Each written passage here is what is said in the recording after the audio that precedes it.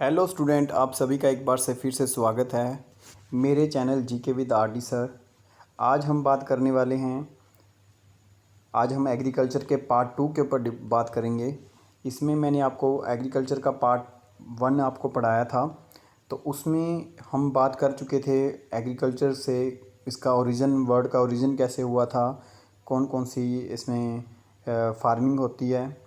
तो हम उसमें कौन कौन सी टर्म्स जो यूज़ होती हैं एग्रीकल्चर के लिए, उन सभी चीज़ों के लिए मैंने वहाँ पे डिस्कस किया था। तो जो स्टूडेंट इस वीडियो को देख रहे हैं और नए हैं इस चैनल पर, तो प्लीज़ पहले इस चैनल को सब्सक्राइब करें और लाइक करें अगर आपको वीडियो अच्छा लगे, और सब्सक्राइब करें और अपने फ्रेंड्स के साथ इसको शेयर करना ना भूलें।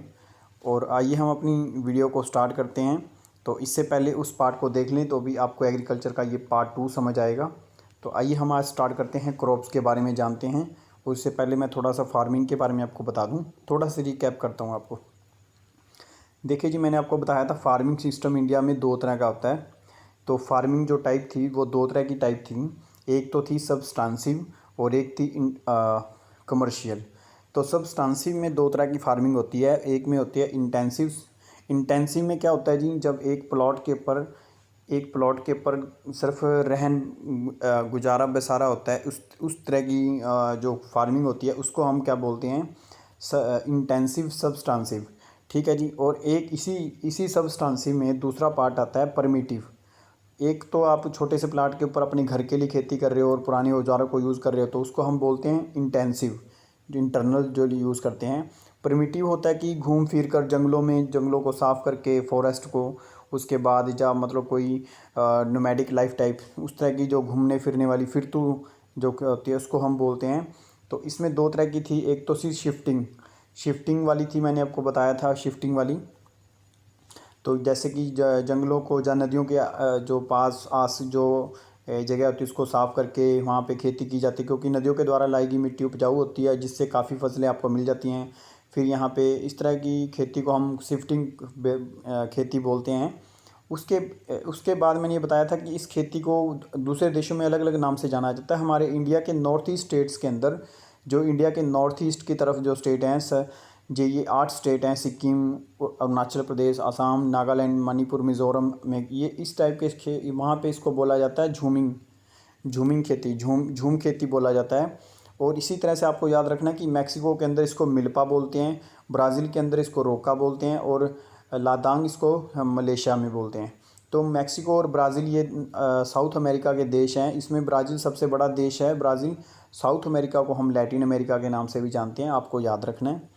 ठीक है जी। उसके बाद देखते हैं नोमैडिक। आपको बताया था कि कई एक जानवरों के जो झुंड होता है उसको हम लेकर जो लोग खेतों में जा सड़कों के, आपने काफ़ी मूवीज़ के अंदर भी देखा होगा, वैसे भी काफ़ी लाइफ में आपने देखा होगा कि नोमैडिक एक जंगली जानवरों को लेकर घूमते रहना और इस तरह से पालन पोषण करना, गौओं के एक झुंड को लेकर उनको चराना, फिर उसके बाद उनके दूध निकाल कर अपना गुजारा बसारा करना।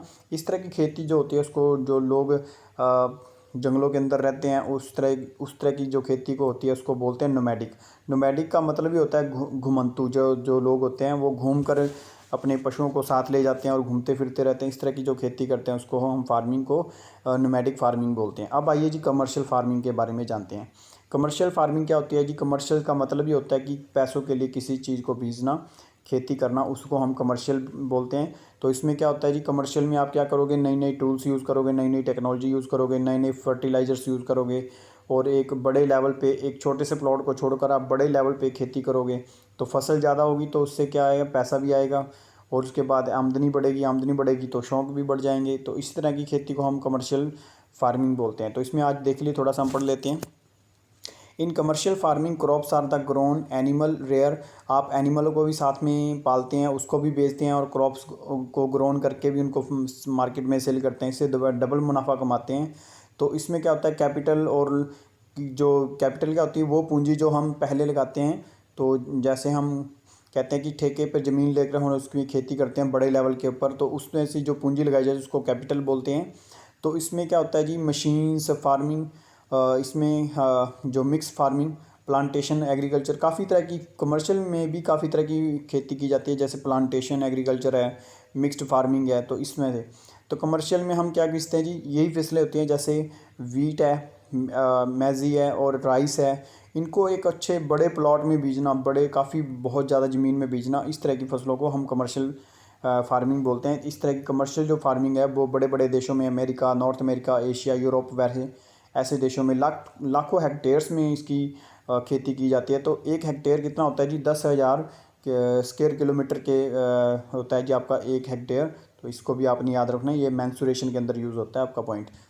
तो उसके बाद देखिए मिक्स्ड फार्मिंग।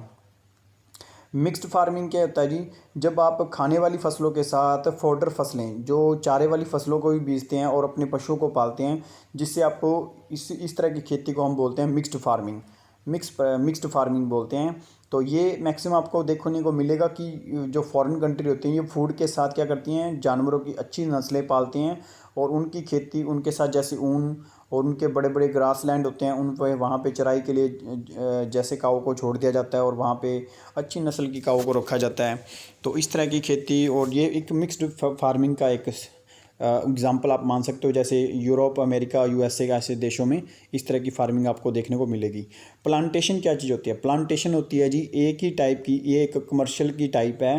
प्लांटेशन में क्या होता है जी, आप बनाना, रबड़, कॉफ़ी, शुगर केन, कैश्यू, इस तरह की जो महंगी चीज़ें हैं, जो की फसल को बहुत ज़्यादा लेवल पे बीजना, उसके बाद उसमें बहुत ज़्यादा उन फसलों को बीजने के बाद उनको क्या करोगे, आप क्या करोगे, ट्रांसपोर्टेशन करके उसको फैक्ट्री में ले जाओगे। फिर उसकी क्या करोगे, जैसे वैक्सिंग करते हैं, किन्नुओं की वैक्सिंग करते हैं, इस तरह से क्या होता है कि इनको आपने डेवलपमेंट करके उसको आप कैपिटल और लेबर इसमें ज़्यादा यूज़ होती है, आपने ये भी याद रखना है। देखो जी, प्लांटेशन एक कमर्शियल फसल है, इसमें कैश्यू, ये बड़े जो महंगी फसलें वो बीजी जाती हैं, इसमें लेबर और जो आपका कैपिटल है वो ज़्यादा यूज़ होता है, क्योंकि आपको ट्रांसपोर्ट करके आपको फैक्ट्रियों में इसको लेके जाते हो, वहाँ पे वैक्सिंग करते हो, उसके बाद इसको फिर आपको सेल करते हो। तो इस तरह की जो खेती होती है उसको हम क्या बोलते हैं, प्लांटेशन खेती होती है। ये हमारे आपकी ज़्यादातर देखोगे साउथ वाले पार्ट में होती है, क्योंकि यहाँ पे आपको इस तरह की खेती देखने को मिलेगी मैक्सिमम। जैसे रबड़ मलेशिया के अंदर,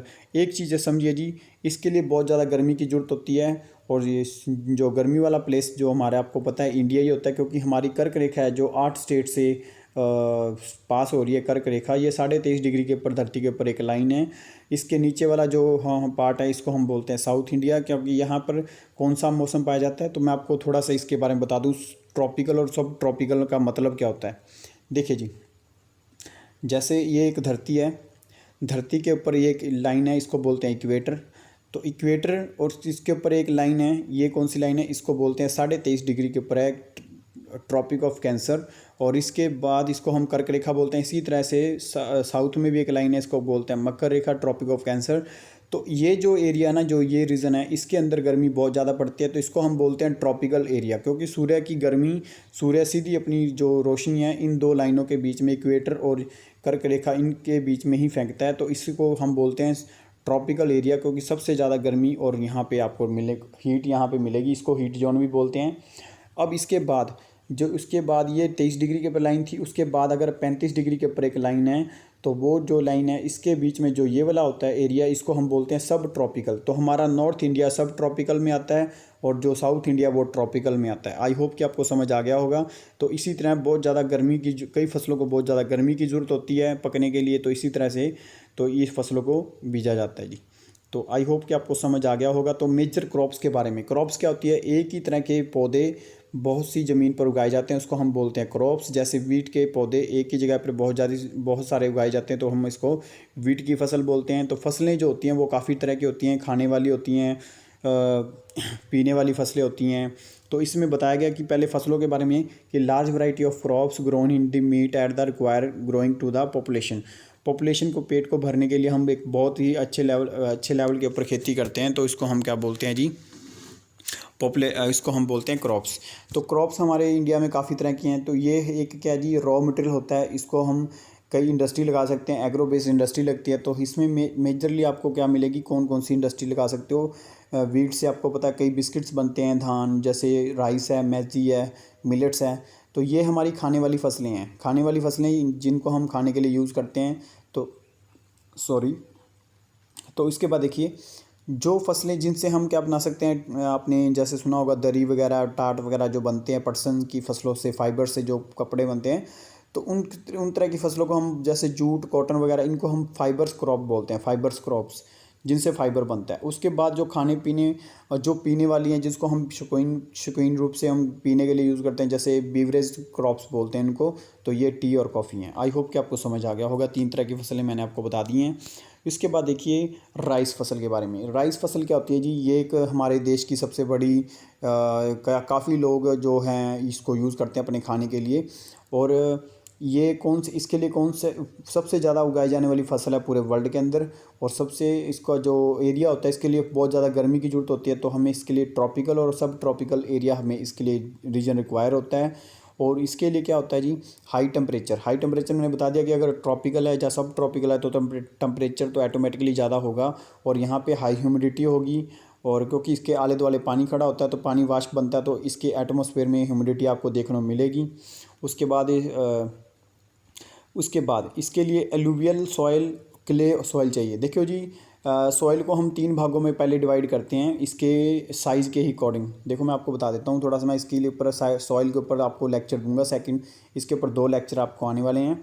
तो सॉइल के ऊपर हम पढ़ेंगे कौन कौन सी टाइप की सॉइल होती हैं। तो पहले मैं आपको सॉइल बता दूँ, एक जस्ट आपको एग्जांपल के लिए बता दूँ। हम साइज़ के कणों के साइज़ के आधार के ऊपर हम इसके जो हैं साइज़ के आधार के ऊपर हम 3 भागों में डिवाइड करते हैं इसको। तो पहले है जी जैसे लोमी सॉइल होगी, सैंडी सॉइल होगी और क्ले सॉइल होगी। तो लोमी जो सॉइल, देखो जी, सैंडी सॉइल होती है जिसमें कण सबसे बड़े बड़े होते हैं, बड़े बड़े कण जैसे होते तो छोटे ही हैं, पर एक मिट्टी में बड़े कण वाली जो मिट्टी होती है, भुरभुरी जो होती है, उसको बोलते हैं। और क्ले होती है जो सबसे बारीक कण होते हैं। इन दोनों का मिक्सचर को हम लोमी सॉइल बोलते हैं। ठीक है जी। अब सॉइल को आगे बहुत सी कैटेगरी में डिवाइड किया गया है।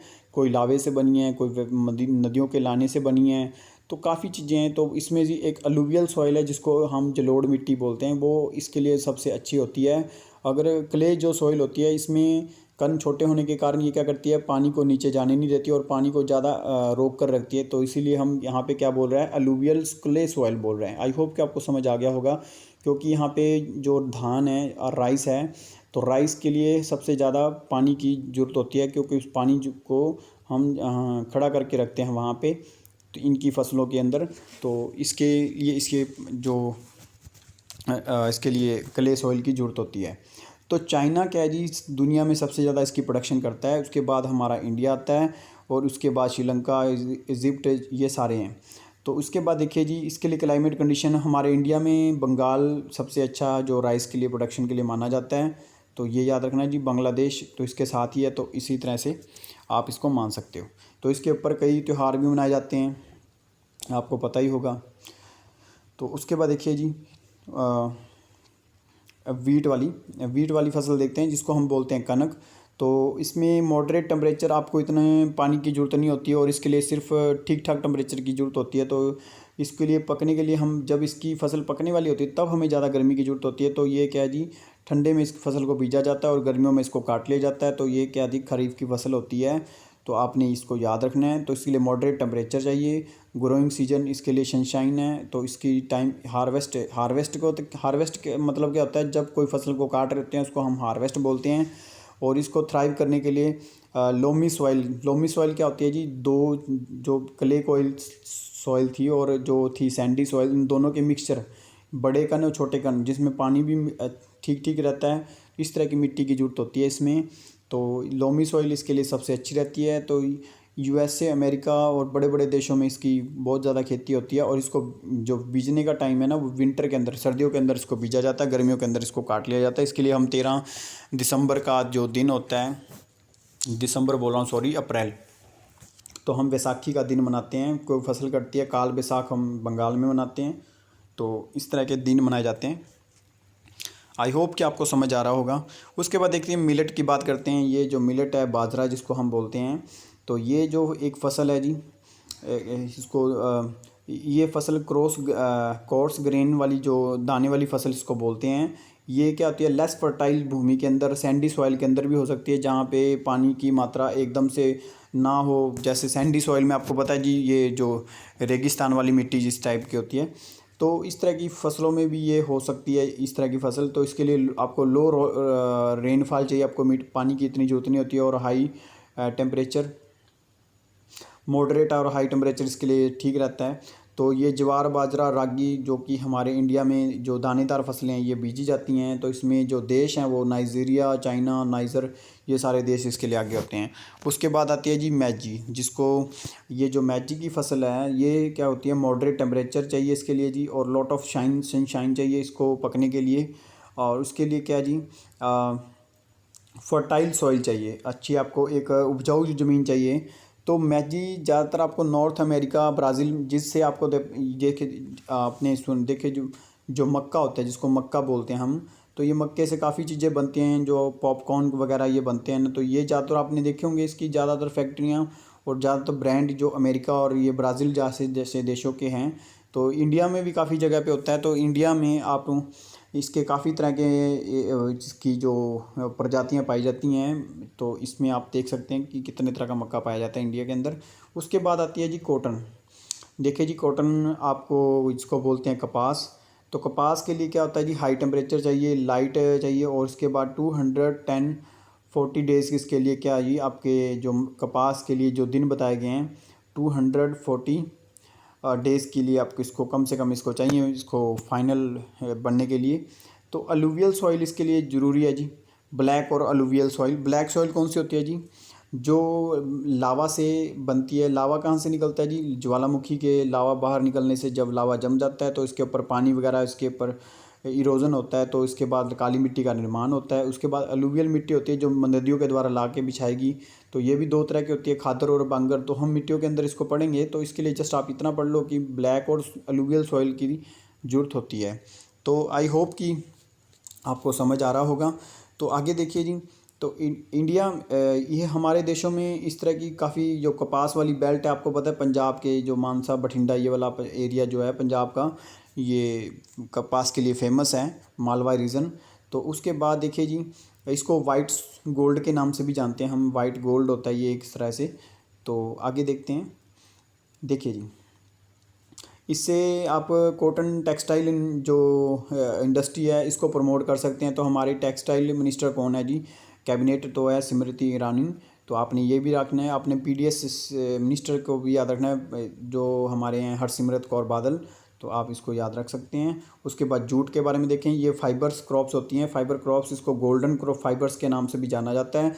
इसके लिए अलूवियल सॉइल की जरूरत होती है जो मिट्टी नदियों के द्वारा ला के बिछाई जाती है। इसके लिए हाई टेम्परेचर चाहिए, ह्यूमिड क्लाइमेट चाहिए। तो ये ज़्यादातर आपको देखने को मिलेगा ट्रॉपिकल एरिया, बांग्लादेश वाले एरिया में, क्योंकि जूट के लिए सबसे ज़्यादा होता है तो वो होता है जी आपका बांग्लादेश एरिया में। तो बांग्लादेश के साथ वेस्ट बंगाल, ये सारा एरिया जूट के लिए फेमस था, क्योंकि सबसे ज़्यादा जूट की जो मशीन जो मिल्स हैं वो आपकी अपने बांग्लादेश के अंदर हैं। तो बांग्लादेश की राजधानी ढाका है, और हसीना इसकी जो प्राइम मिनिस्टर हैं शेख हसीना, और इसके बाद इसके यहाँ पे टका करेंसी चलती है। तो आप ये भी याद रख सकते हैं। उसके बाद कॉफ़ी के बारे में पढ़ते हैं। कॉफ़ी देखो जी, एक बीवरेज क्रॉप्स है हमारी, पीने खाने वाली जो पीने वाली, इसको हम सर्दियों के अंदर काफ़ी यूज़ करते हैं। तो कॉफ़ी के लिए जो इसके लिए क्या है जी, आपको क्लाइमेट कैसा होना चाहिए, लोमी सॉइल की ज़रूरत होती है। इसमें आपको ठीक ठीक सॉइल चाहिए, और ये हिल्स के ऊपर ज़्यादातर इसकी खेती आपको देखने को मिलेगी। तो इस तरह की खेती मैक्सिमम आपको ब्राज़ील इसके लिए सबसे फेमस है, और इसके बाद कोलंबिया और इंडिया का नाम आता है। अब इंडिया, इसके बेस पे आपको दो क्वेश्चन बता देता हूँ। कॉफ़ी के लिए अगर आपको सबसे ज़्यादा स्टेट पूछे तो हम इंडिया के अंदर है जी Karnataka state. Karnataka state India में कॉफ़ी के लिए सबसे आगे, प्रोडक्शन में सबसे आगे है। उसके बाद टी के बारे में पढ़िए जी। टी एक बीवरेज फसल है हमारे, तो इसको प्लांटेशन कमर्शियल फार्मिंग है ये। तो इसमें क्या होता है जी, हाई डिस्ट्रीब्यूटेड रेनफॉल, आपको बहुत ज़्यादा थ्रू आउट द ईयर आपको जो रेन होती है वो ज़रूरी होती है। तो ये ज़्यादातर आपकी टेंडर्स लीव्स के द्वारा इसकी ग्रोथ होती है। उसके बाद देखते हैं जो फसल, इसके लिए आपको मैं बता दूं कि इसमें ज़्यादा जो लेबर होती है वो काम करती है, क्योंकि इसमें वर्क इतना करना पड़ता है। और ये चाइना, इंडिया, सभी देशों में मैक्सिमम इसके जो केनिया, चाइना और श्रीलंका, ऐसे देशों में इसकी बेस्ट क्वालिटी जो टी की आपको मिलती है। तो टी के बेस पे आपको दो क्वेश्चन बताता हूँ, पंजाब पटवारी में आपके आ सकते हैं। अगर आपको कॉफ़ी के लिए स्टेट पूछे तो मैंने आपको बताया था कर्नाटका। अगर आपको कॉफ़ी के लिए सिटी पूछे तो आएगा जो वेस्ट बंगाल का दार्जिलिंग शहर वेस्ट बंगाल का। यहाँ पे टॉय ट्रेन भी चलती है, आपको याद होना चाहिए। उसके बाद अगर आपको टी के लिए पूछे कि स्टेट बता दिए, फिर आप बता सकते हैं असम। आई होप कि आपको समझ आ गया। असम जी बीजेपी की सरकार है, सर्बानंद सोनोवाल इसके क्या है जी, मुख्यमंत्री हैं। उसके बाद देखिए जी, तो लगभग आपका ये पॉइंट क्लियर हो चुका है। उसके बाद देखिए एग्रीकल्चर डेवलपमेंट की बात कर लेते हैं। एग्रीकल्चर डेवलपमेंट में क्या है जी, जो हमारी प्रोडक्शन है इसको बढ़ाने के लिए आपको क्या होती है जी, जैसे जैसे पॉपुलेशन इंक्रीज़ होती है तो आपकी डिमांड भी बढ़ती जाती है, तो उसके लिए आपको क्या करता है, फार्मिंग की नई नई तकनीकों को अपनाना पड़ता है। तो इंडिया में तो इसके ये थोड़ा सा डिफरेंस बताया गया कि इंडिया में और फॉरेन के देशों में कितना फ़र्क है। तो डेवलपमेंट क्या ज़रूरी है, क्योंकि पॉपुलेशन के साथ आपको डेवलपमें करनी ज़रूरी है। यहाँ पे नई नई वैरायटी के बीज को यूज़ करना ज़रूरी है, नई टेक्नोलॉजी को यूज़ करना ज़रूरी है, नई फर्टिलाइज़र्स को यूज़ करना, हाई यील्डिंग जो बीज हैं उसको यूज़ करना ज़रूरी है आपको। तो इस तरह की फ़सलों को यूज़ करना जो आपको हाई प्रोडक्शन दे सकें, तो इस तरह की फ़सलें आपको ज़रूरी हैं। तो यहाँ पे इंडिया और फॉरेन के जो देश हैं उनके बीच में यहाँ पे डिफरेंस बताया गया कि कितने फ़र्क है। देखो जी, यहाँ पे बताया गया कि यहाँ पे एक उत्तर प्रदेश के पर्सन है मुन्ना लाल, और वह पे एक स्मॉल फैमिली है, उसके पास 1 इतने हेक्टेयर ज़मीन है, और उसके बाद हाई यील्ड जो बीज हैं उसकी कमी है, और वह है क्या करता है, बैल के साथ खेती करता है। उसके बाद 2 फसलें एक साल में बीजता है, और राइस और क्रॉप। उसके बाद क्या करता है, उसको फ्रेंड उसको जो उसके एल्डर जो फ्रेंड होते हैं वो उसको एग्रीकल्चर ऑफिसर वहाँ पे आते हैं और उसको फार्मिंग की डिफरेंट डिफरेंट टेक्निक्स बताते हैं। और वो क्या करते हैं, टेक्निक्स तो बता दी, उसके बाद वो क्या करता है, उस टेक्निक्स में रेंट के ऊपर ट्रैक्टर लेके उसके ऊपर जो खेत को जोतना बोलते हैं, इसको बोलते हैं प्लफिंग करना, या टीलिंग करना खेत को बोलते हैं।